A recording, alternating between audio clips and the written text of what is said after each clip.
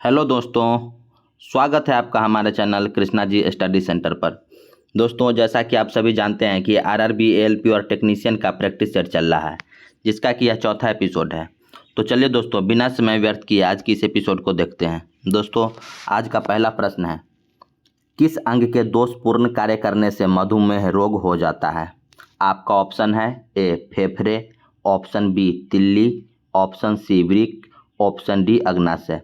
दोस्तों, सही उत्तर दीजिए, इन चारों में से कौन सा सही है? दोस्तों, अगर किसी प्रश्न का उत्तर आपको पता है तो जब तक मैं ऑप्शन पढ़ूंगा तब तक आप लोग कमेंट बॉक्स में करके दीजिएगा ए बी सी डी लिखकर। तो चलिए दोस्तों, इस प्रश्न का उत्तर दीजिए, कौन सा सही है कि किस अंग के दोषपूर्ण कार्य करने से मधुमेह रोग हो जाता है? दोस्तों, इस प्रश्न का सही उत्तर हो जाएगा ऑप्शन डी अग्नाशय। दोस्तों, जैसा कि आप सभी जानते हैं कि मधुमेह रोग कब होता है? जब इंसुलिन हार्मोन का सेक्रेशन हमारे बॉडी में नहीं हो पाता है। और उस इंसुलिन हार्मोन जो है, वो इंसुलिन हार्मोन का सेक्रेशन करता कौन है? तो इंसुलिन हार्मोन का सेक्रेशन अग्नाशय में होता है। तो अगर अग्नाशय सही से काम नहीं करेगा, मतलब इंसुलिन हार्मोन का सेक्रेशन हमारे बॉडी में नहीं हो रहा है और इंसुलिन हार्मोन का सेक्रेशन हमारे बॉडी में नहीं हो रहा है, तो यहाँ से क्या हो जाएगा? मधुमेह रोग हो जाता है। तो सही उत्तर क्या हो जाएगा? ऑप्शन डी अग्नाशय। मधुमेह रोग किस अंग के सही काम करने से नहीं होता है? तो अग्नाशय अगर सही काम नहीं करेगा तो इंसुलिन हार्मोन नहीं सेक्रेशन होगा और इंसुलिन हार्मोन सेक्रेशन नहीं होगा तो वहीं से मधुमेह रोग हो जाता है। इस प्रश्न को ध्यान रखिएगा दोस्तों। चलिए आज के दूसरे प्रश्न पर चलते हैं। दोस्तों, आज का आपका दूसरा प्रश्न है, एस्टिग्मेटिज्म एक बीमारी है। तो क्वेश्चन पूछा है दोस्तों कि एस्टिग्मेटिज्म बीमारी किससे संबंधित है? आपका ऑप्शन है ए कानों की, ऑप्शन बी आँखों की, ऑप्शन सी नाक की, ऑप्शन डी गले की। सही उत्तर दीजिए दोस्तों कि एस्टिग्मेटिज्म बीमारी का संबंध किससे है? दोस्तों, इस प्रश्न का सही उत्तर हो जाएगा ऑप्शन बी आँखों की। एस्टिग्मेटिज्म किसकी बीमारी है? आँखों की। एक्चुअली एस्टिग्मेटिज्म में होता क्या है दोस्तों? एस्टिग्मेटिज्म एक ऐसा बीमारी है जिसमें आपको दूर की वस्तु भी साफ साफ नहीं दिखाई पड़ती है और ना ही निकट की वस्तु साफ साफ दिखाई देती है। इसका मतलब जिनको दूर दृष्टि दोष भी है और निकट दृष्टि दोष है, दोनों है, तो उसी को क्या बोलते हैं? एस्टिग्मेटिज्म। तो ध्यान रखिएगा। तो एस्टिग्मेटिज्म बीमारी का संबंध किससे हो गया? आँखों से। चलिए आज के अगले प्रश्न पर चलते हैं। दोस्तों, आज का आपका तीसरा प्रश्न है, SARS सार्स का पूर्ण रूप क्या है? आपका ऑप्शन है A severe acute respiratory syndrome, option B sensitive acute respiratory syndrome, option C secretive acute respiratory syndrome, option D SARS एक प्रकार का पक्षी है। तो सही उत्तर दीजिए दोस्तों कि SARS सार्स का पूर्ण रूप क्या है? दोस्तों, इस प्रश्न का सही उत्तर हो जाएगा option A severe acute respiratory syndrome. SARS का फुल फॉर्म होता है सीवियर एक्यूट रेस्पिरेटरी सिंड्रोम। अब कैसे तक इसको भी देख लेते हैं थोड़ा। सीवियर एक्यूट रेस्पिरेटरी सिंड्रोम को देखिए, SARS। तो एस का मतलब हो गया सीवियर, SEVERE सीवियर। ए का मतलब हो जाएगा यहाँ पर एक्यूट, ACUTE एक्यूट, और यहाँ पर आर जो है इसका मतलब होता है रेस्पिरेटरी, RESPIRATORY रेस्पिरेटरी, और एस का मतलब हो जाता है सिंड्रोम। एस जो है यहाँ पर इसका मतलब हो जाता है सिंड्रोम, SYNDROME। तो तीनों के सब पूरा फुल फॉर्म हो गया। तो SARS का मतलब क्या हो गया? Severe acute respiratory syndrome. तो आपका सही ऑप्शन कौन सा हो जाएगा?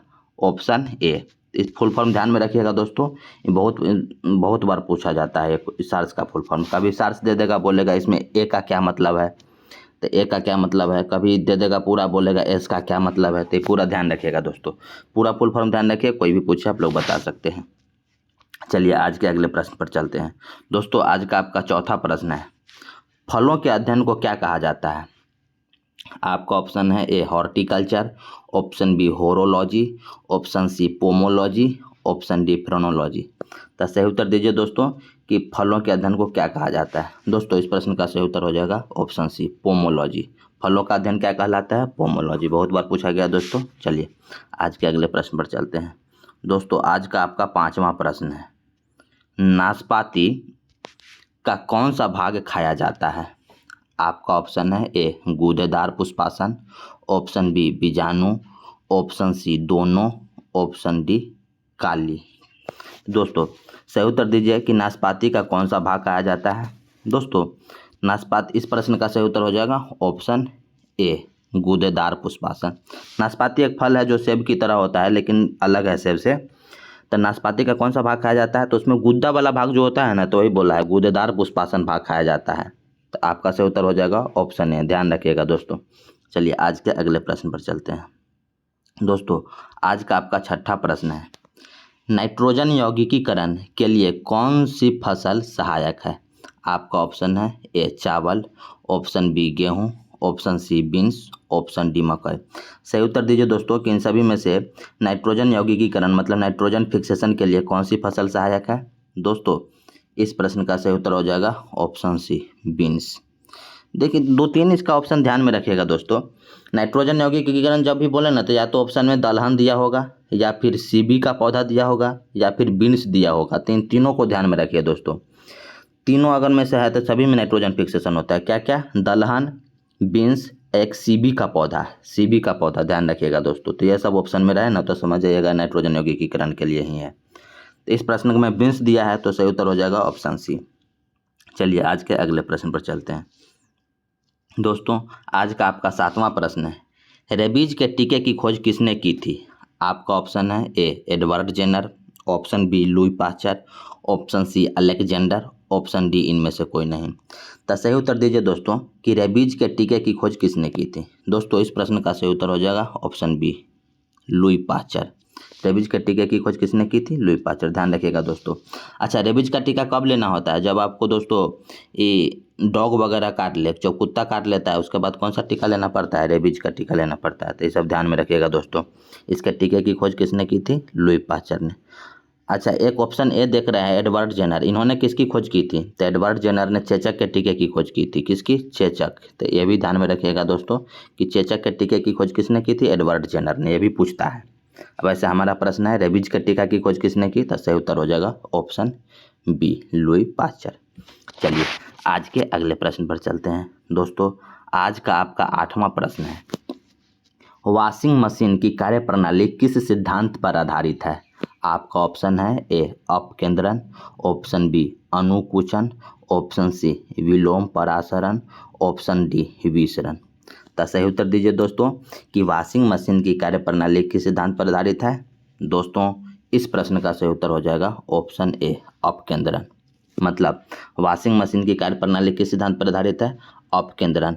अपकेंद्रन को ही अंग्रेजी में बोलते हैं सेंट्रीफ्यूगल फोर्स। तो ध्यान में रखिएगा यहाँ पर सेंट्रीफ्यूगल फोर्स भी दे सकता है। वॉशिंग मशीन की कार्यप्रणाली किस सिद्धांत पर आधारित है, अपकेंद्रन। चलिए आज के अगले प्रश्न पर चलते हैं। दोस्तों आज का आपका 9वां प्रश्न है, न्यूट्रॉन वे कण हैं जिनमें होता है। तो सही उत्तर दीजिए दोस्तों कि न्यूट्रॉन में कौन सा आवेश होता है। एक्चुअली में प्रश्न ये पूछ रहा है। आपका ऑप्शन है ए ऋणात्मक आवेश, ऑप्शन बी धनात्मक आवेश, ऑप्शन सी कोई आवेश नहीं, ऑप्शन डी इनमें से कोई नहीं। तो सही उत्तर दीजिए दोस्तों कि न्यूट्रॉन पर कौन सा आवेश होता है। दोस्तों इस प्रश्न का सही उत्तर हो जाएगा ऑप्शन सी, न्यूट्रॉन पर कोई आवेश नहीं होता है। ये ध्यान में रखिएगा दोस्तों। एक्चुअली में देखो एलिमेंट में क्या होता है, इलेक्ट्रॉन, प्रोटॉन और न्यूट्रॉन। तो इलेक्ट्रॉन पर आवेश पूछेगा तो क्या हो जाएगा, ऑप्शन ए ऋणात्मक आवेश। उसके बाद एक होता है प्रोटॉन, प्रोटॉन पर आवेश कौन सा होता है, धनात्मक आवेश। चूँकि हमारे क्वेश्चन में पूछा है न्यूट्रॉन पर कौन सा आवेश होता है, तो न्यूट्रॉन पर कोई आवेश नहीं होता है। तो तीनों ध्यान में रखिएगा। ऑप्शन ए किसके लिए हो जाएगा, इलेक्ट्रॉन के लिए, ऑप्शन बी किसके लिए हो जाएगा, प्रोटॉन के लिए, और ऑप्शन सी किसके लिए हो जाएगा, न्यूट्रॉन के लिए, NEUTRON न्यूट्रॉन के लिए। तो ये तीनों ध्यान में रखिएगा दोस्तों कि ऋणात्मक आवेश किस पर होता है, धनात्मक आवेश किस पर होता है, और आवेशहीन कौन सा होता है। तो हमारा क्वेश्चन है न्यूट्रॉन वे कण है जिनमें होता है कोई आवेश नहीं। आपका सही उत्तर हो जाएगा ऑप्शन सी। चलिए आज के अगले प्रश्न पर चलते हैं। दोस्तों आज का आपका 10वां प्रश्न है, पॉजिट्रॉन की खोज किसने की थी।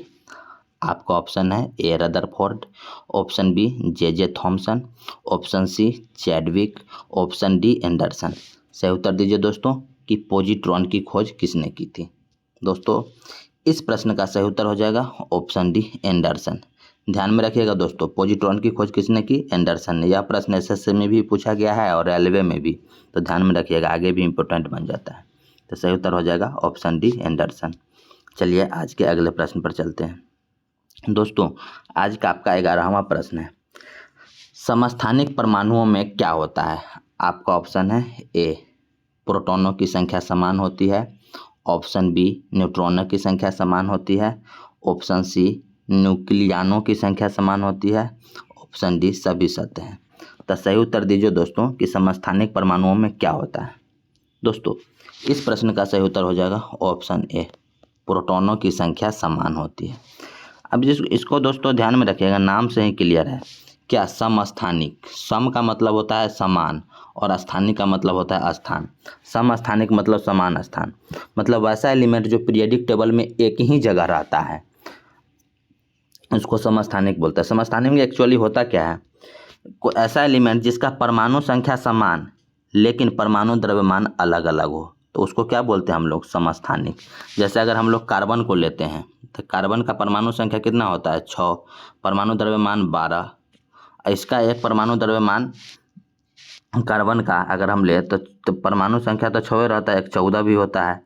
तो लेकिन इसमें इन दोनों में देखिए क्या है, परमाणु संख्या मतलब दोनों का 6 है, लेकिन परमाणु द्रव्यमान एक में आ जाता है 12 और एक में 14।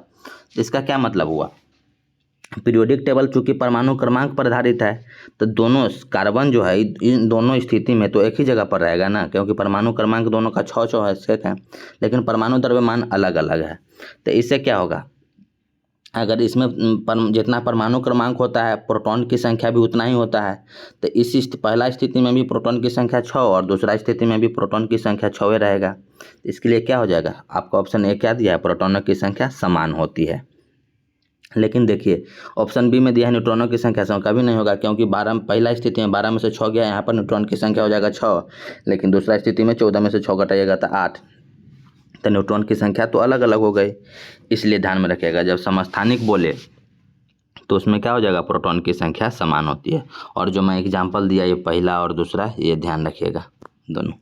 चलिए आज के अगले प्रश्न पर चलते हैं। दोस्तों आज का आपका 12वां प्रश्न है, अल्केन का सूत्र क्या होता है? आपका option A CnH2n, option B CnH2n+2, option C CnH2n+1, option D CnH2n-1। दोस्तों तो सही उत्तर दीजिए कि अल्केन का सूत्र क्या होता है। दोस्तों इस प्रश्न का सही उत्तर हो जाएगा CnH2n+2। आपका सही उत्तर हो जाएगा ऑप्शन बी। दोस्तों ध्यान में रखिए अल्केन का सूत्र CnH2n+2। एक अल्कीन होता है, तो अल्कीन के केस में क्या हो जाएगा? ऑप्शन है CnH2n। एक होता है अल्काइन, तो वो भी ध्यान में रखिएगा, अल्केन अल्काइन CnH2n-2 हो जाता है अल्काइन में। ठीक है, तो हमारा क्वेश्चन पूछा है अल्केन का सूत्र, तो अल्केन का क्या हो जाएगा? Option B CnH2n+2। अल्केन में जैसे मीथेन होता है ना, तो मीथेन का क्या होता है? CH4 होता है ना फार्मूला हमारा, ये ध्यान में रखिएगा, मीथेन का CH4। इसका एन का वैल्यू यहाँ पर क्या है? 1 है, ये ध्यान में रखिएगा। जैसे 1 अगर इस फार्मूला में पुट कीजिएगा तो क्या आ जाएगा? एन का जगह पर C और H2 CH4 नहीं आ जाएगा, तो ध्यान एग्जाम्पल भी ध्यान में रखिएगा। वैसे अल्केन अल्किन और अल्काइन तीनों ध्यान में रखिएगा। अल्केन का सूत्र CnH2n+2 और अगर अल्किन बोल दे तो ऑप्शन ए हो जाएगा CnH2n। चलिए आज के अगले प्रश्न पर चलते हैं। दोस्तों आज का आपका 13वां प्रश्न है, आधुनिक आवर्त सारणी किस पर आधारित है? आपका ऑप्शन है ए अनुभार, ऑप्शन बी परमाणु भार, ऑप्शन सी परमाणु क्रमांक और ऑप्शन डी न्यूट्रॉन। दोस्तों सही उत्तर दीजिए कि आधुनिक आवर्त सारणी जो है किस पर आधारित है। दोस्तों इस प्रश्न का सही उत्तर हो जाएगा ऑप्शन सी परमाणु क्रमांक पर। ध्यान में रखिएगा दोस्तों, बहुत ही इंपॉर्टेंट प्रश्न है, बार बार कन्फ्यूजन होता है इसमें। आधुनिक आवर्त सारणी बोले तो किस पर आधारित है? परमाणु क्रमांक पर। लेकिन एक होता है मेंडलीफ आवर्त सारणी, मेंडलीफ साइंटिस्ट का नाम है, तो मेंडलीफ आवर्त सारणी जो है वो परमाणु भार पर आधारित है, तो दोनों ध्यान में रखिएगा यहाँ से। वैसे हमारा क्वेश्चन है आधुनिक आवर्त सारणी, तो ऑप्शन हो जाएगा सही उत्तर सी परमाणु क्रमांक पर। चलिए आज के अगले प्रश्न पर चलते हैं। दोस्तों आज का आपका 14वां प्रश्न है, जिप्सम का व्यापारिक नाम क्या है? आपका ऑप्शन है A lead sulphide, option B iron sulphide, option C calcium sulphate, option D calcium carbonate. दोस्तों इस प्रश्न का सही उत्तर हो जाएगा option C calcium sulphate. Gypsum का व्यापारिक नाम क्या है? Calcium sulphate. कैसे ध्यान में रखना है? तो जिप्सम का जो होता है रासायनिक सूत्र क्या होता है? तो CaSO4 इंटू 2H2O। तो यहाँ से ध्यान में रखिएगा, इसका रासायनिक नाम हो क्या गया? Calcium sulphate dihydrate. यहाँ से ध्यान में रखिएगा, कैल्शियम सल्फेट डाइहाइड्रेट। तो यहीं से ध्यान में रखिएगा, इसका व्यापारिक नाम क्या हो जाएगा? Calcium sulphate. ऑप्शन सी सही उत्तर। चलिए आज के अगले प्रश्न पर चलते हैं। दोस्तों आज का आपका 15वां प्रश्न है, क्वार्ज का रासायनिक नाम क्या है? आपका ऑप्शन है A calcium oxide, option B calcium phosphate, option C silicon dioxide, option D sodium phosphate. तो सही उत्तर दीजिए दोस्तों कि क्वार्ज का रासायनिक नाम क्या है। दोस्तों सबसे पहले क्वार्ज का हम लोग फार्मूला देखते हैं। तो क्वार्ज का फार्मूला होता है SiO2। ये ध्यान में रखिएगा, क्वार्ज का फार्मूला क्या होता है? SiO2। अब सही उत्तर दीजिए दोस्तों इस प्रश्न का सही उत्तर हो जाएगा ऑप्शन सी सिलिकॉन डाइऑक्साइड। ध्यान में रखिएगा दोस्तों, बहुत ही इंपॉर्टेंट प्रश्न है कि क्वार्ज का रासायनिक नाम क्या है? तो सिलिकॉन डाइऑक्साइड, जैसा कि यहाँ हमने फार्मूला में लिख भी दिया है, इसी को क्वार्ज बोला जाता है। चलिए आज के अगले प्रश्न पर चलते हैं। दोस्तों आज का आपका 16वां प्रश्न है, रेडियोधर्मिता की खोज किसने की थी?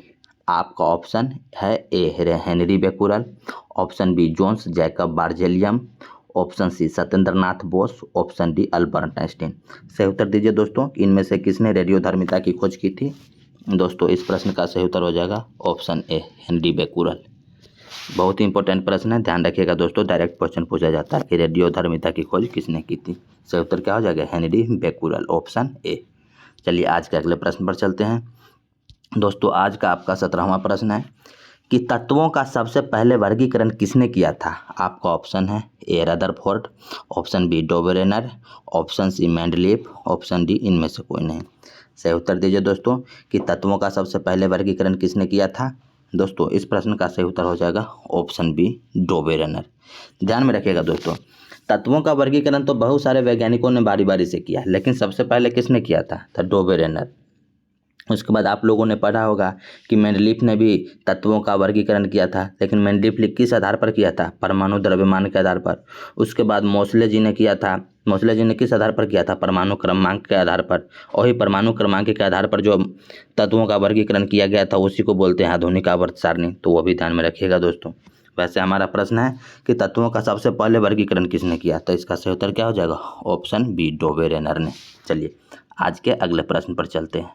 दोस्तों आज का आपका 18वां प्रश्न है, वह सबसे छोटा कण जिसमें उस तत्व के सभी गुण वर्तमान हो क्या कहलाता है?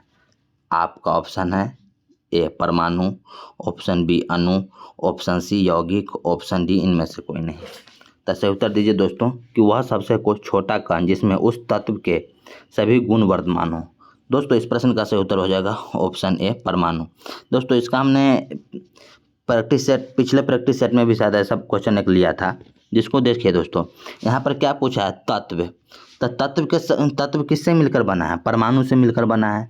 तो उस तत्व, चूँकि बहुत सारे तत्व जो है बहुत सारे परमाणुओं से मिलकर बना है, तो उस तत्व में परमाणु के गुण तो मौजूद रहेगा ही ना, तो इसलिए सही उत्तर क्या हो जाएगा? ऑप्शन ए। लेकिन अगर यहीं पर इस तत्व के जगह पर आपको यौगिक बोलता तो सही उत्तर क्या हो जाता? ऑप्शन बी अणु। क्यों?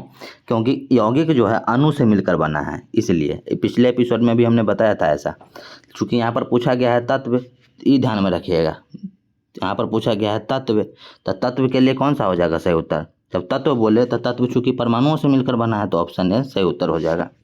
चलिए आज के अगले प्रश्न पर चलते हैं। दोस्तों आज का आपका 19वां प्रश्न है, किसी तत्व के गुणों को प्रदर्शित करता है?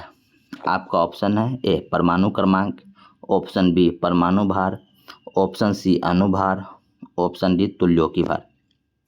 सही उत्तर दीजिए दोस्तों कि किसी तत्व के गुणों को किससे प्रदर्शित किया जाता है? दोस्तों अभी हमने बताया, सही उत्तर क्या हो जाएगा? ऑप्शन ए परमाणु क्रमांक। हम जानते हैं कि आधुनिक आवर्त सारणी किस पर आधारित है? परमाणु क्रमांक पर। तो एक पार्टिकुलर तत्व को उठाए तो उसका गुण किससे प्रदर्शित होगा? परमाणु क्रमांक से। तो इसीलिए जैसे मान लें अगर हम कार्बन के लेते हैं तो उसका परमाणु क्रमांक 6 है, तो इसका परमाणु द्रव्यमान क्या है 12 है। तो यहाँ पर इलेक्ट्रॉन की संख्या भी 6 हो जाएगा और प्रोटॉन की संख्या भी 6 हो जाएगा। मतलब इसका गुण किससे प्रदर्शित हो रहा है, कुल मिला के इसका गुण जो है वो प्रदर्शित हो रहा है इस परमाणु क्रमांक से। तो ये ध्यान में रखिएगा। क्वेश्चन अगर जैसे ही पूछे कि तत्व के गुणों को किससे प्रदर्शित किया जाता है, तो आप लोग आधुनिक आवर्त सारणी को मान के चलिएगा। तो आधुनिक आवर्त सारणी में क्या कहा गया है, परमाणु क्रमांक के आधार पर कहा गया है। तो इसलिए सही उत्तर हो जाएगा ऑप्शन ए। चलिए आज के अगले प्रश्न पर चलते हैं। दोस्तों आज का आपका 20वां प्रश्न है, हैलोजनों में सर्वाधिक प्रभावशाली ऑक्सीकरण करता है। दोस्तों यहाँ पर ये गलती से हो गया हैलोजनों, यहाँ पर कर लीजिएगा हैलोजन। ये जो है ना हैलोजन समझिएगा इसको। तो क्या हो जाएगा, प्रश्न क्या है, हैलोजनों में सर्वाधिक प्रभावशाली ऑक्सीकरण करता है। आपका option A chlorine, option B bromine, option C fluorine, option D iodine. सही उत्तर दीजिए दोस्तों कि सबसे प्रभावशाली ऑक्सीकरण करता हैलोजन कौन है। दोस्तों याद रखिएगा इस प्रश्न का सही उत्तर हो जाएगा option C fluorine. Highest oxidising agent कौन है, फ्लोरीन। वही पूछा है कि सबसे प्रभावशाली ऑक्सीकरण करता है, क्वेश्चन पूछा है सबसे प्रभावशाली ऑक्सीकरण करता है। तो हैलोजन में सबसे ऊपर होता है फ्लोरीन, ध्यान में रखिएगा दोस्तों, फ्लोरीन सबसे प्रभावशाली ऑक्सीकरण करता है। चलिए आज के अगले प्रश्न पर चलते हैं। दोस्तों आज का आपका 21वां प्रश्न है, स्वर्ण किस पदार्थ में घुल जाता है। आपका ऑप्शन है ए हाइड्रोक्लोरिक अम्ल, ऑप्शन बी नाइट्रिक अम्ल, option C aqua regia, option D acetic acid. बहुत ही इंपॉर्टेंट प्रश्न है दोस्तों, सही उत्तर दीजिए कि स्वर्ण किस पदार्थ में घुल जाता है। दोस्तों इस प्रश्न का सही उत्तर हो जाएगा ऑप्शन सी एक्वारेजिया। बहुत ही इंपॉर्टेंट प्रश्न है दोस्तों, इसको ध्यान में रखिएगा। एक्वारेजिया क्या है दोस्तों, एक्वारेजिया मिक्सचर है किसका किसका, तो एक्वारेजिया मिक्सचर है ऑप्शन ए और ऑप्शन बी का, मतलब नाइट्रिक एसिड और हाइड्रोक्लोरिक एसिड का। नाइट्रिक एसिड क्या होता है, नाइट्रिक एसिड होता है HNO3 प्लस HCl, एक्चुअली में होता है HCl का 3 अणु, तो HCl। तो ध्यान में रखिएगा एक्वारेजिया क्या है दोस्तों, तो एक्वारेजिया मिक्सचर है HNO3 मतलब नाइट्रिक एसिड और हाइड्रोक्लोरिक एसिड HCl का, जिसमें नाइट्रिक एसिड का 1 मॉलिक्यूल रहता है और HCl का 3 मॉलिक्यूल। तो ये भी ध्यान में रखिएगा। क्वेश्चन क्या पूछा है कि एक स्वर्ण किस पदार्थ में घुल जाता है, तो सही उत्तर हो जाएगा ऑप्शन सी एक्वारेजिया। और एक्वारेजिया क्या है ये तो हमने बता ही दिया कि मिक्सचर है किसका, नाइट्रिक एसिड का और हाइड्रोक्लोरिक एसिड का। चलिए आज के अगले प्रश्न पर चलते हैं। दोस्तों आज का आपका 22वां प्रश्न है, सीने बार किसका खनिज है। आपका ऑप्शन है ए पारा, option B aluminium, option C तांबा, ऑप्शन डी सीसा। सही उत्तर दीजिए दोस्तों कि सीने बार किसका खनिज है। दोस्तों ध्यान में रखिएगा बार बार पूछा गया है, सीने बार किसका खनिज है, पारा का। डायरेक्टली प्रश्न पूछ लिया जाता है, आपका सही उत्तर हो जाएगा ऑप्शन ए पारा। चलिए आज के अगले प्रश्न पर चलते हैं। दोस्तों आज का आपका 23वां प्रश्न है, पटाखों के फटने के बाद दिखाई देने वाला चमकीला रंग किसके कारण होता है। आपका ऑप्शन है ए सोडियम, ऑप्शन बी गंधक, option C magnesium, option D strontium. सही उत्तर दीजिए दोस्तों कि पटाखों के फटने के बाद जो चमकीला रंग दिखाई देता है वो किसके कारण दिखाई देता है। दोस्तों ये सब डायरेक्टली प्रश्न है, ध्यान रखिएगा। इसका सही उत्तर हो जाएगा ऑप्शन डी स्ट्रोंशियम। वो चमकीला रंग किसके कारण दिखाई देता है, क्योंकि उसमें स्ट्रोंशियम मिलाया रहता है, स्ट्रोंशियम। ऑप्शन डी सही उत्तर हो जाएगा। चलिए आज के अगले प्रश्न पर चलते हैं। दोस्तों आज का आपका 24वां प्रश्न है, मानव निर्मित प्रथम रेशा क्या था। आपका ऑप्शन है A rayon, option B nylon, option C polyester, option D terrycot. दोस्तों सही उत्तर दीजिए कि मानव द्वारा निर्मित प्रथम रेशा क्या था। दोस्तों इस प्रश्न का सही उत्तर हो जाएगा ऑप्शन बी, मानव ने सबसे पहले कौन सा रेशा तैयार किया था, तो ऑप्शन हो जाएगा बी नायलॉन। ध्यान रखिएगा दोस्तों। चलिए आज के अगले प्रश्न पर चलते हैं। दोस्तों आज का आपका 25वां प्रश्न है, रेडियोथेरेपी में उपयोग होने वाला नोबेल गैस कौन सा है। आपका ऑप्शन है A helium, option B radon, option C argon, option D xenon. तो सही उत्तर दीजिए दोस्तों कि कौन सा नोबेल गैस, जिसको अक्रिय गैस भी बोलते हैं, का उपयोग रेडियोथेरेपी में किया जाता है। दोस्तों बहुत ही इंपॉर्टेंट प्रश्न है, इसका सही उत्तर हो जाएगा ऑप्शन बी रेडॉन का, ऑप्शन बी। चलिए आज के अगले प्रश्न पर चलते हैं। दोस्तों आज का आपका 26वां प्रश्न है, निम्नलिखित में से किस मिश्र धातु में जस्ता उपस्थित नहीं है। आपका ऑप्शन है ए पीतल, ऑप्शन बी कांसा, ऑप्शन सी गन धातु, ऑप्शन डी जर्मन सिल्वर। तो किस में जस्ता यानी कि जिंक उपस्थित नहीं है, तो दोस्तों इसका सॉल्व करने के लिए आपको सभी का किसका किसका मिश्र धातु ये भी पता होना चाहिए। जैसे ऑप्शन ए में दिया है पीतल, तो पीतल किसका मिश्र धातु है। सबसे पहले अगर देखें पीतल किसका मिश्र धातु है, तो पीतल दोस्तों कॉपर प्लस जिंक, कॉपर और जिंक का मिश्र धातु है। उसके बाद ऑप्शन बी दिया है कांसा, कांसा किसका मिश्र धातु है, कॉपर और टीन का Sn। उसके बाद गॉन मेटल, गॉन मेटल किसका मिश्र धातु है, तो ये भी पता होना चाहिए। तो gun metal copper tin plus zinc, इन तीनों का मिश्र धातु है। उसके बाद ऑप्शन डी दिया है जर्मन सिल्वर, जर्मन सिल्वर किसका मिश्र धातु है, तो कॉपर जिंक और निकेल का मिश्र धातु है जर्मन सिल्वर। तो इसमें देखिए क्वेश्चन क्या बोला है कि निम्नलिखित में से किसमें जस्ता उपस्थित नहीं है, जस्ता यानी कि जिंक किसमें उपस्थित नहीं है, तो किसमें उपस्थित नहीं है। देखिए ऑप्शन ए पीतल में कॉपर जिंक, जिंक यहाँ पर आ गया। ऑप्शन बी कॉपर टीन, मतलब ऑप्शन बी में जिंक उपस्थित नहीं है, तो सही उत्तर हमारा क्या हो जाएगा, ऑप्शन बी कांसा में जिंक नहीं होता है, जबकि गॉन मेटल और जर्मन सिल्वर में जिंक उपस्थित है। तो इसलिए पूरा ऑप्शन ध्यान रखना पड़ेगा दोस्तों, बहुत ही इंपॉर्टेंट प्रश्न है। ये चारों ऑप्शन ध्यान रखिएगा दोस्तों, इससे 4 प्रश्न बनते हैं। क्वेश्चन क्या पूछ लेगा कि पीतल किसका मिश्र धातु है, क्वेश्चन पे क्या पूछ लेगा कांसा किसका मिश्र धातु है, गॉन मेटल किसका मिश्र धातु है, जर्मन सिल्वर किसका मिश्र धातु है। तो ध्यान में रखिएगा सभी को। चलिए आज के अगले प्रश्न पर चलते हैं दोस्तों। आज का आपका 27वां प्रश्न है, निम्न में सर्वाधिक परिस्थिति अनुकूल ईंधन कौन है। आपका ऑप्शन ए कोयला, option B petrol, option C hydrogen, option D diesel. तो सही उत्तर दीजिए दोस्तों कि सर्वाधिक पारिस्थिति अनुकूल ईंधन कौन सा है। आपका सही उत्तर हो जाएगा ऑप्शन सी हाइड्रोजन। ध्यान रखिएगा दोस्तों, हाइड्रोजन को फ्यूचर का ईंधन भी कहा जाता है क्योंकि इससे कोई प्रदूषण नहीं फैलता, इसलिए इसको सर्वाधिक पारिस्थिति अनुकूल ईंधन कहा जाता है। तो आपका सही उत्तर क्या हो जाएगा, ऑप्शन सी हाइड्रोजन। देखिए दोस्तों ऑप्शन ए में दिया है कोयला, कोयला के जलने से भी प्रदूषण फैलता है। ऑप्शन बी में पेट्रोल के जलने से भी प्रदूषण फैलता है। ऑप्शन डी डीजल के जलने से भी प्रदूषण फैलता है। तो इसलिए इन तीनों को पारिस्थितिक अनुकूल ईंधन नहीं कहा जाता है। तो पारिस्थितिक अनुकूल ईंधन किसको बोलते हैं, हाइड्रोजन को, क्योंकि इससे किसी प्रकार का प्रदूषण नहीं फैलता है। और हाइड्रोजन को भविष्य का ईंधन भी कहा जाता है, तो यह भी ध्यान में रखिएगा दोस्तों। चलिए आज के अगले प्रश्न पर चलते हैं दोस्तों। आज का आपका 28वां प्रश्न है, त्वरित चालक निर्मित होते हैं किस धातु से। आपका ऑप्शन है ए तांबा से, ऑप्शन बी लोहा से, ऑप्शन सी इस्पात से, ऑप्शन डी एल्यूमिनियम से। तो सही उत्तर दीजिए दोस्तों कि त्वरित चालक किससे निर्मित होते हैं। दोस्तों इस प्रकार सही उत्तर हो जाएगा ऑप्शन ए तांबा से। ध्यान में रखिएगा दोस्तों याद रखिएगा त्वरित चालक मतलब लाइटनिंग रॉड एक होता है। लाइटनिंग रॉड मान लेते हैं यह कोई घर है, इसके नीचे ज़मीन है, तो क्या किया जाता है यहाँ से लेकर और यहाँ तक ज़मीन में लगा दिया जाता है। जब बिजली गिरता है तो क्या करता है, बिजली जब मतलब लाइटनिंग बरसात के मौसम में गिरता है ना घर पर, था जैसे ही बिजली गिरता है तो लाइटनिंग रॉड क्या करता है, उसके करंट को यहाँ पर ज़मीन में ट्रांसफ़र कर देता है। उस जो आप लोग देखे होइएगा बड़ा बड़ा बिल्डिंग शहर में जो बना रहता है उसमें लाइटनिंग रॉड लगा रहता है। तो वही पूछा है वो क्वेश्चन में कि त्वरित चालक यानी कि लाइटनिंग रॉड किससे निर्मित होते हैं। तो वो जो रॉड बना रहता है किससे बना होता है दोस्तों, ध्यान रखिएगा वो तांबा का बना होता है। ये क्वेश्चन बार बार पूछा गया है दोस्तों, एसएससी में भी और रेलवे में भी, ध्यान रखिएगा। चलिए आज के अगले प्रश्न पर चलते हैं दोस्तों। आज का आपका 29वां प्रश्न है, प्रकाश की गति न्यूनतम होगी जब वह गुजरेगी। क्वेश्चन पूछ रहा है कि प्रकाश की गति न्यूनतम किस स्थिति में होगी। आपका ऑप्शन है ए जब वह गुजरेगी वायु से, ऑप्शन बी जल से, ऑप्शन सी कांच से, ऑप्शन डी निर्वात से। तो सही उत्तर दीजिए दोस्तों आप लोग सोच के कि प्रकाश की गति इनमें से किस स्थिति में न्यूनतम होगी। दोस्तों आपका सही उत्तर हो जाएगा ऑप्शन सी कांच से। कैसे, हम लोग जानते हैं कि प्रकाश की गति निर्वात में सबसे अधिक होती है और सबसे कम किस में होती है, सॉलिड में। ध्यान में रखिएगा पदार्थ के 3 अवस्था है, सॉलिड, लिक्विड और गैस।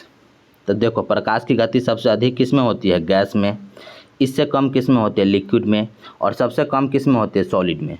चलिए अब ऑप्शन से देखते हैं। ऑप्शन ए है वायु मतलब गैस, तो इसमें प्रकाश की गति अधिक होगी। उसके बाद ऑप्शन बी में है जल यानी कि लिक्विड, तो इससे कम किस में होगी, जल में, ऑप्शन ए से कम जल में। ऑप्शन सी दिया है कांच, कांच क्या है, सॉलिड है, तो इसमें क्या हो जाएगी, प्रकाश की गति और भी कम हो जाएगी, तो ऑप्शन सही उत्तर क्या हो जाएगा, ऑप्शन सी। और डी दिया है निर्वात, तो निर्वात में तो प्रकाश की गति सबसे अधिक होती है, ये भी ध्यान में रखनी है। तो सही उत्तर क्या हो जाएगा, क्वेश्चन क्या था हमारा कि प्रकाश की गति न्यूनतम होगी जब वह गुजरेगी सॉलिड से। सही उत्तर क्या हो जाएगा, ऑप्शन सी, कांच। चलिए आज के अगले प्रश्न पर चलते हैं। दोस्तों आज का आपका 30वां प्रश्न है, किस खनिज से रेडियम प्राप्त होता है। बहुत इंपॉर्टेंट प्रश्न दोस्तों, बताइए किस खनिज से रेडियम प्राप्त होता है। आपका ऑप्शन है ए गैलेना से, ऑप्शन बी हेमाटाइट से, ऑप्शन सी पिच ब्लेड से, ऑप्शन डी बॉक्साइट से। दोस्तों रेडियम का खनिज है ऑप्शन सी पिच ब्लेड, ध्यान में रखिएगा, डायरेक्टली प्रश्न पूछा जाता है। चलिए आज के अगले प्रश्न पर चलते हैं। दोस्तों आज का आपका 31वां प्रश्न है, हेनरी किसका इकाई है। ऑप्शन ए विद्युत धारिता, ऑप्शन बी चुंबकीय क्षेत्र, ऑप्शन सी प्रेरकत्व, ऑप्शन डी प्रतिरोध। सही उत्तर दीजिए दोस्तों, बार बार हमने बताया है कि हेनरी किसका इकाई है, ऑप्शन हो जाएगा सही उत्तर सी प्रेरकत्व। हेनरी किसका इकाई है, तो हेनरी प्रेरकत्व का इकाई है, ऑप्शन सी। ऐसे ऑप्शन डी में दिया है प्रतिरोध, तो प्रतिरोध का इकाई क्या होता है, रेसिस्टेंस जिसको बोलते हैं अंग्रेजी में, तो इसका इकाई ओम होता है। यह भी ध्यान में रखिएगा, यह भी पूछा गया है कि प्रतिरोध का इकाई किसका है, प्रतिरोध का इकाई क्या होता है, तो इसका सही उत्तर क्या हो जाएगा, ओम। वैसे हमारा क्वेश्चन है हेनरी किसका इकाई है, तो क्या हो जाएगा सही उत्तर सी प्रेरकत्व। चलिए आज के अगले प्रश्न पर चलते हैं। दोस्तों आज का आपका 32वां प्रश्न है, 1 जूल कितने कैलोरी के बराबर होता है। आपका ऑप्शन है A 2.4, option B 24, option C 0.024, option D 0.24। दोस्तों इस प्रश्न का सही उत्तर हो जाएगा ऑप्शन डी, 1 जूल 0.24 कैलोरी के बराबर होता है। दोस्तों जैसा कि आप लोग जानते हैं कि एक कैलोरी में कितना जूल होता है, 4.18 जूल होता है। तो यहाँ से अगर हम 1 जूल बराबर निकाल लें तो नहीं हो जाएगा, 1 जूल बराबर कितना हो जाएगा, भाग दे दीजिए 1 में 4.18 से, तो जब भी भाग दीजिएगा ना तो ये लगभग आ जाएगा 0.24 के। तो 1 जूल बराबर इधर से निकालें ना, तो इसको 1 जूल में निकालना है, तो 1 जूल बराबर क्या हो जाएगा 1/4.18, तो 4 पॉइंट भाग दीजिएगा इसको तो 0.24 आ जाएगा। तो वही बोलता है 1 जूल बराबर कितने कैलोरी के हो जाएगा, तो 0.24 कैलोरी के। आपका सही उत्तर ऑप्शन डी। समझ गए दोस्तों। चलिए आज के अगले प्रश्न पर चलते हैं। दोस्तों आज का आपका 33वां प्रश्न है, पानी का अनुभार कितना होता है। आपका option A 16 AMU, option B 18 AMU, option C 1.8 AMU, option D 1.6 AMU। तो सही उत्तर दोस्तों इसका क्या हो जाएगा, पानी का अनुभार होता है ऑप्शन बी 18 AMU। अब कैसे, तो दोस्तों हम लोग जानते हैं पानी का रासायनिक सूत्र क्या होता है, H2O। इसका अनुभार आप लोग नहीं निकाल लीजिएगा, हाइड्रोजन का होता है 1, मतलब 1 गुने 2 प्लस ऑक्सीजन का अनुभार कितना होता है 16, तो ये दोनों को कण सबको जोड़िएगा तो कितना हो जाएगा 16 और 2 18। और इसका यूनिट हम लोग जानते हैं AMU, मतलब एटॉमिक मास यूनिट, ये भी ध्यान में रखिएगा। तो पानी का अनुभार कितना हो गया 18। चलिए आज के अगले प्रश्न पर चलते हैं। दोस्तों आज का आपका 34वां प्रश्न है, MKS पद्धति में बल की इकाई क्या है। आपका ऑप्शन है A dyne, option B newton, option C flux, option D pound.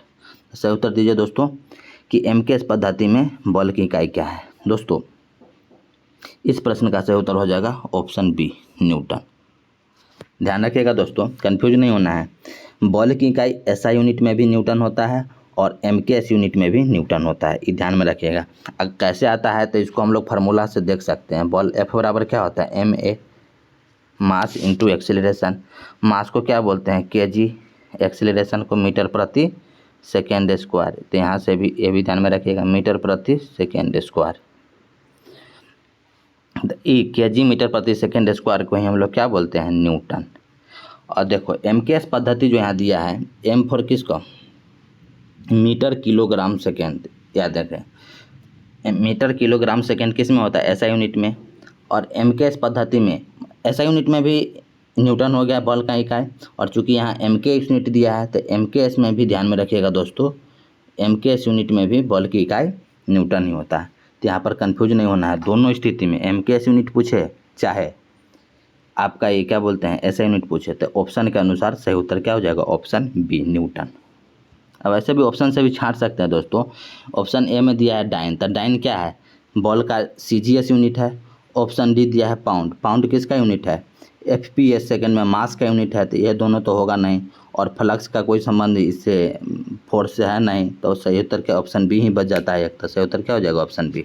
चलिए आज के अगले प्रश्न पर चलते हैं दोस्तों। आज का आपका 35वां प्रश्न है, शरीर में ऊतकों का निर्माण होता है आपका ऑप्शन ए कैल्शियम से, ऑप्शन बी वसा से, ऑप्शन सी विटामिन से, ऑप्शन डी प्रोटीन से।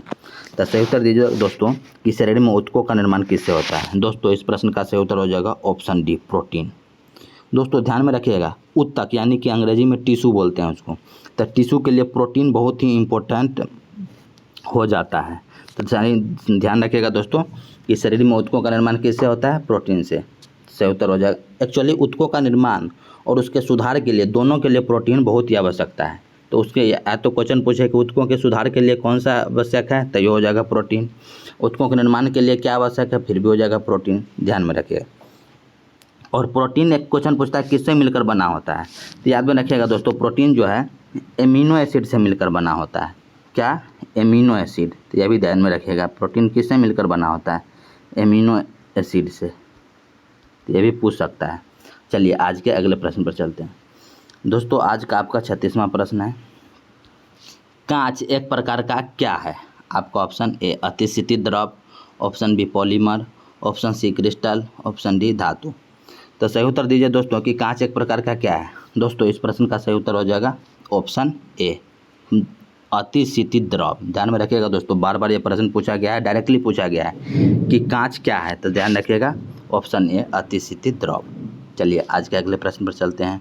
आपका ऑप्शन हो जाएगा, अगला प्रश्न है 37, चुंबकीय डिस्क पर किस पदार्थ की परत होती है। आपका ऑप्शन है A iron oxide, option B phosphorus peroxide, option C magnesium oxide, option D sodium oxide. बताइए दोस्तों कि चुंबकीय डिस्क पर किसकी परत चढ़ी होती है। दोस्तों इस प्रश्न का सही उत्तर हो जाएगा ऑप्शन ए आयरन ऑक्साइड। चलिए आज के अगले प्रश्न पर चलते हैं दोस्तों।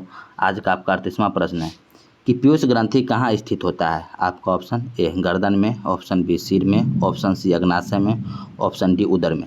सही उत्तर दीजिए दोस्तों कि पीयूष ग्रंथि हमारे शरीर में कहाँ उपस्थित होता है। दोस्तों सही उत्तर हो जाएगा ऑप्शन बी सिर में। सिर में होता है पीयूष ग्रंथि। ध्यान में रखिएगा दोस्तों, बहुत बार पूछा गया है। चलिए पीयूष ग्रंथि को मास्टर ग्लैंड के नाम से भी जाना जाता है, मास्टर ग्रंथि के नाम से भी जाना जाता है, यह भी ध्यान में रखिएगा दोस्तों। चलिए आज के अगले प्रश्न पर चलते हैं दोस्तों। आज का आपका 39वां प्रश्न है, इंटीग्रेटेड सर्किट चिप पर किसकी परत होती है। आपका ऑप्शन है A silicon, option B nickel, option C iron, option D copper. तो सही उत्तर दीजिए दोस्तों कि इंटीग्रेटेड सर्किट चिप पर किसकी परत होती है। दोस्तों सही उत्तर हो जाएगा ऑप्शन ए सिलिकॉन की। ध्यान में रखिएगा, इंटीग्रेटेड सर्किट चिप पर सिलिकॉन की परत होती है। चलिए आज के अगले प्रश्न पर चलते हैं दोस्तों। आज का आपका 40वां प्रश्न है, विटामिन ई की कमी से कौन सा रोग होता है। आपका ऑप्शन है A beri, option B rickets, option C रतौंधी, ऑप्शन डी नपुंसकता। दोस्तों विटामिन ई की कमी से कौन सा रोग होता है, सही उत्तर दीजिए दोस्तों। पिछले प्रैक्टिस सेट में हम लोगों ने बताया था, डिटेल में अध्ययन किया था इसका। दोस्तों इसका सही उत्तर हो जाएगा ऑप्शन डी नपुंसकता। ध्यान में रखिएगा, यह जनन क्षमता में कमी, दोनों बात एक ही है। ऑप्शन ए देख रहा है बेरी किसकी कमी से होता है, तो विटामिन बी की कमी से बेरी होता है। ऑप्शन बी में दिख रहा है रिकेट्स विटामिन डी की कमी से होता है। और ऑप्शन सी में दिख रहा है रतौंधी किसके कमी से होता है, विटामिन ए की कमी से। और ऑप्शन डी नपुंसकता, तो ये तो हो जाएगा विटामिन ई की कमी से। दोस्तों यहाँ पर यह भी ध्यान में रखिएगा, पूछ सकता है कि विटामिन ई का एक पूछता है केमिकल नेम क्या है, तो यह ध्यान में रखिएगा विटामिन ई का केमिकल नेम क्या हो जाएगा, टोकोफेरॉल। अगर विटामिन ई पूछता है आपसे विटामिन ई, तो इसका केमिकल नेम हो जाएगा टोकोफेरॉल, यह भी ध्यान में रखिएगा, TOKOFEROL, टोकोफेरॉल। ध्यान में रखिएगा। इसकी कमी से रोग हो गया नपुंसकता, ये दोनों ध्यान रखिएगा। चलिए आज का दोस्तों यह अंतिम प्रश्न था। अब हमने पिछले प्रैक्टिस सेट में जो क्वेश्चन पूछा था उसका उत्तर बता देता हूँ। तो पिछले एपिसोड में जो हमने प्रश्न पूछा था वो क्या है कि एक लड़की झूले पर झूल रही है, यदि वह खड़ी हो जाए तो झूलने का आवर्तकाल क्या हो जाएगा। दोस्तों इस प्रश्न का सही उत्तर हो जाएगा ऑप्शन बी, जैसा कि हमने हाईलाइट कर दिया है कि लड़की अगर झूले पर झूल रही है और अगर उसके बाद खड़ी हो जाए, तो जब वह खड़ी हो जाएगी तो क्या हो जाएगा, लेंथ घट जाएगा। लेंथ घट जाएगा, इसका मतलब क्या, आवर्तकाल भी घट जाएगा। हमने प्रैक्टिस सेट 2 में इसको डिटेल से अध्ययन किया था। चलिए, और एक प्रश्न आपके लिए जो आज लाया हूँ दोस्तों, उसका उत्तर आप लोग कमेंट बॉक्स में करके दीजिएगा। साथ ही आपका टोटल 40 में से कितना प्रश्न सही हुआ वो भी बताइएगा। जैसे आज का प्रश्न क्या है जो आपके लिए है, ध्वनि की तीव्रता मापने के लिए किस यंत्र का प्रयोग होता है। इसमें आपका ऑप्शन है A sonometer, option B ammeter, option C audiometer, या इनमें से कोई नहीं। जो भी सही ऑप्शन है दोस्तों आप लोग कमेंट बॉक्स में करके बताइएगा। साथ ही आपका कितना सही हुआ टोटल 40 प्रश्नों में से वो भी बताइएगा। दोस्तों अगर आपको 32 प्रश्न से ज़्यादा सही हो रहा है, इसका मतलब आपके सिलेक्शन का चांसेस बहुत ज़्यादा है, ये भी ध्यान में रखिएगा दोस्तों। तो आप लोग का कितना सही होता है वो कमेंट बॉक्स में ज़रूर बताइएगा, और आप लोग आगे तैयारी करते रहिए। आज के लिए इतना ही, धन्यवाद। अगला एपिसोड नेक्स्ट डे आएगा। आज के लिए धन्यवाद।